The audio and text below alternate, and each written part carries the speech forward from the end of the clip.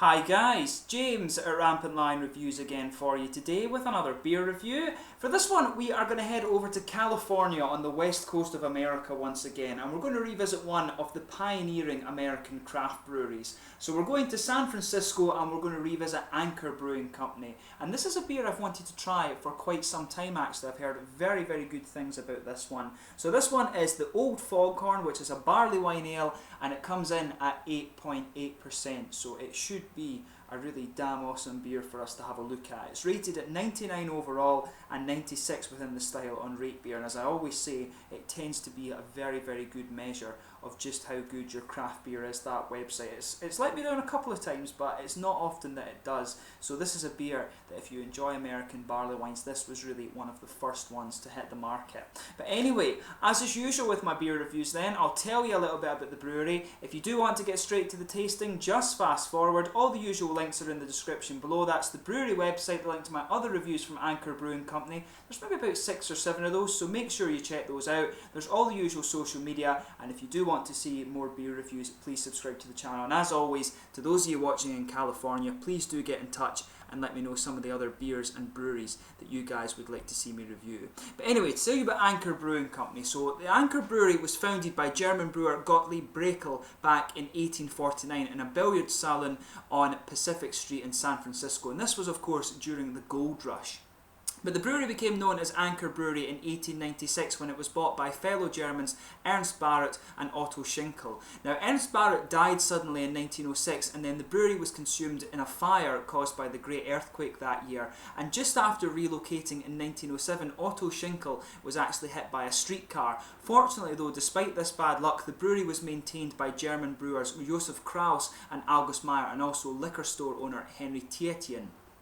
So, Anchor Brewery was effectively shut down in 1920 with the introduction of Prohibition, but there's little or no record of Anchor Brewery having done anything legal or illegal during this period, although the website admits that there may have been some activities. But thankfully, Prohibition in America ended in 1933, and Joe Kraus once again began brewing the steam beer after a hiatus of 13 years. The brewery then had another stroke of bad luck in February of 1933 when it caught fire once again, but the brewery was reopened in an old brick building with a new partner at a new location a few streets away from their current location in San Francisco. But Kraus and Joe Allen managed to keep Anchor afloat until Josef Kraus's death in 1952, and by late 1959 the demand for mass-produced beers resulted in declining sales, and Joe actually had to shut the brewery down. But the brewery opened again in 1960 with Allen joined by Lawrence Strese, but problems with the sales persisted of course. This was when the macro beers were really taking hold of the market. But luckily Fritz Maytag heard of the problems, and he actually bought a 51% share in the brewery, saving it from bankruptcy in 1965. And in 1971 the steam beer was bottled for the first time, and from this point onwards the brewery began to grow steadily and take hold. The brewery then moved to their current location in the old coffee roaster in Mariposa Street of San Francisco, where they remain to this day. So in 2010, after 45 years, Fritz Maytag announced his retirement and the sale of the brewery to Keith Gregor and Tony Folio, who agreed to preserve and expand the brewery's sort of iconic operations. These guys, like I say, are one of the pioneering American craft breweries, and they remain in good hands to this day. They've got a good range of beer as well, so just to list those for you quickly, there's the Anchor Small, the Liberty Ale, which is an IPA, Anchor Porter, Old Foghorn, which is this one here, Brekel's Brown, which is one of my favourites, the California Lager, Humming Ale Bock Beer, Big Leaf Maple, which is probably my favourite one that I've tried from these guys, and the Our Barrow Ale. And they also have their annual Christmas ales as well. The one this year was the Winter Wheat, but they produce some pretty damn awesome beers. They have their IPA and they have their Go West IPA now as well, which I believe is a new one. But these guys produce some pretty damn awesome beers, and like I say, with all the variety of craft beer that you can get from America, particularly states like California, Colorado, and places like that, then these guys are really one that you have to visit as a kind of, it's almost like a rite of passage if you like to try some of the Anchor beers, and they're pretty damn good as well. But anyway, that's enough about brewery. If you want to go and research it for yourself, do check out the website in the description below, but I really would recommend that you try out some of these beers. So anyway, this one is an 8.8% barley wine ale that like I told you. The little blurb on the side here says, San Francisco celebrated Old Foghorn Ale has been virtually handmade by the brewer of Anchor Steam Beer in one one of the world's smallest and most traditional breweries since 1975. Our barley wine style ale, the first of its kind in modern times in the United States, has made a luscious depth of flavour that makes it ideal for sipping after a dinner. It is made with top fermenting yeast, fresh whole hops and first wort, the richest runnings of a thick all malt mash. Old Foghorn is dry hopped in the classic ale tradition and aged in our cellars until it attains the perfect balance of malty sweetness, estery fruitiness and exquisite hop character for which it is known throughout the world. So yeah, it should be pretty awesome. I'll just let you have a little look at the artwork on this one. Of course, it's 8.8%, it's hopped with Cascade and it has a malt base of those lovely two-row American malts. Of course, you get the lovely kind of caramel and slightly bready flavours out there. There you can see the little top label that is customary with Anchor. You can see the standard Anchor bottle cap on this one, and it's the nice, I always like the little bottles that you get the Anchor beers in too, but it looks very nice. And yeah, so it should be pretty cool. Apparently old is a reference to the English barley wine ales from which this style is derived, of course, and Foghorn is supposed to give the beer a kind of San Francisco twist, they said. So yeah, should be pretty nice. Like I said, this beer is very highly rated and it's the first example of the American barley wine style. And it's a style that I really love actually. I mean, one of the best barley wines I've tried in recent times actually came from Poland. It was called Hard Bride from Alebrowar, and another one that comes to mind as well was the Brewdog Clown King, one of the best Brewdog beers I've tried actually. So it's very, very cool to kind of go back and try the one where all of these ideas started. So yeah, this beer looks very, very nice. I'm not sure how well you can see it with the camera. You can see the beer does have a degree of transparency. If I shine the light over here, just let you see the colour of this one, it's actually a very, very deep red actually. It's almost like a kind of red wine colour, but a really dark, almost mahogany amber colour I would say this one is. There's some big bubbles sticking towards the side of the glass and quite a few little ones just kind of going up towards the bottom of the head. The head incidentally is quite creamy, but it's a little bit beige as well I would say, but overall the beer looks absolutely fantastic, and you can smell some of these red fruity esters coming off this without even paying too much attention to the aroma. It's just so juicy and so fruity. So let's have a little look at the aroma a bit more closely.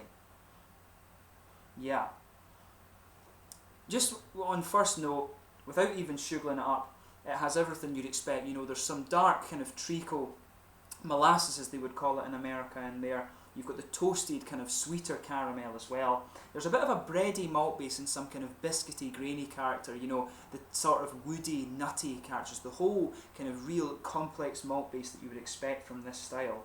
The whole 9 yards is in this one. When you sugar it up a little bit more, you start to get a little bit more fruity character out of it.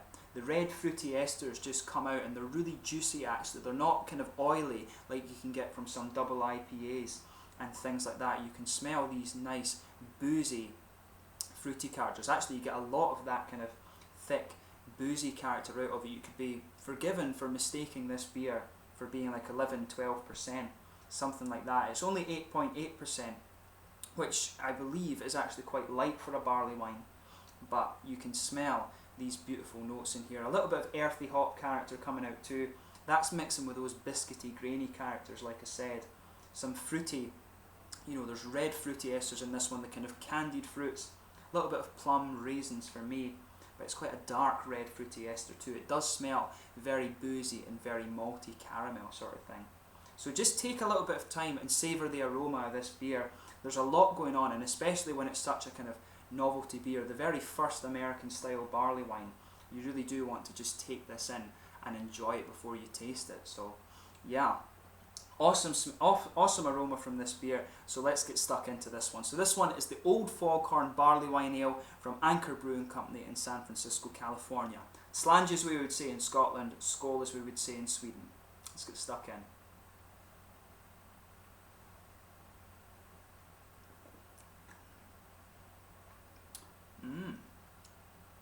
Now that is pretty good. A bit more bready than I was expecting actually. My first impression of this beer is that it is quite bready on the malt base, but as I always say, sugar it around your palate and just let the whole mouth adjust to this one before you try and dissect the flavour too much.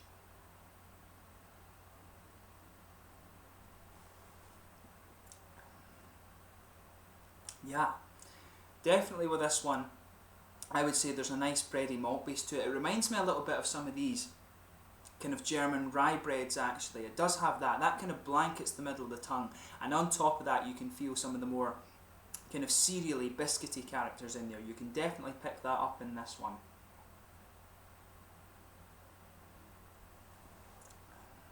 Yeah, that's a very, very nice beer.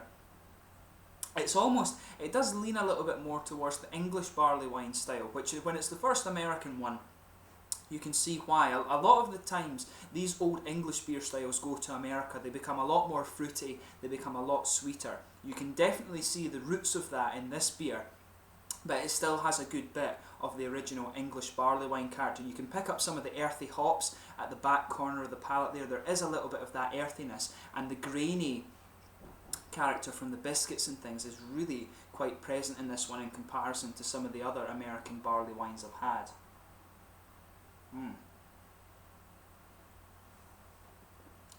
But yeah, it's a really nice beer. I think I've got this just at the right temperature, sort of 7-8 degrees for this.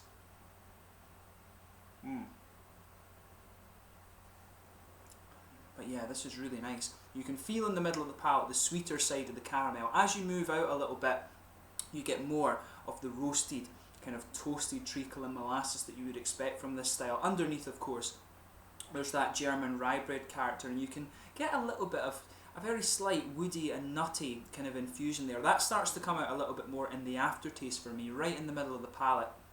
As the beer progresses into that aftertaste, you can start to pick that little character out there.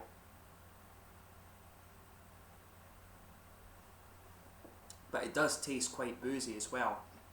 One of the things I love actually about the barley wines, but the caramel isn't as prominent as it is in some of the other American barley wines, so you can taste a little bit more of that booze. It's not masked in quite the same way as it is in some of the other ones I've tried, but this beer is really nice. I do like these ones that can find that balance between the English barley wine and the American barley wine, and this one kind of just hits the perfect spot really. That's nice. But you can detect the booze in this one, and it's only 8.8%, so it is light in terms of a barley wine, so it's quite surprising in that regard. But like I say, around the edge of the palate where the hops would come out, there's a little bit of earthiness. As you come further forward, that earthiness, it kind of spreads and smooths out a little bit. Around the front curve of the tongue, you can detect just a little bit of a kind of slightly floral aromatic thing, but again, it's quite smooth. It's not too prominent actually. The hops for me are quite smooth in this one. It is more of the earthiness, and that blends together with the kind of grainy, biscuity character and the sweet caramel that you get. These two-row malts, these American two-row malts, kind of give you this nice bready character and some of the biscuity grains, and it works really well in this beer for me. I can see why they've kept it simple in terms of the hops and the malts, but then again, it is quite an old beer, and the Cascade was one of the first kind of American sort of craft beer hops.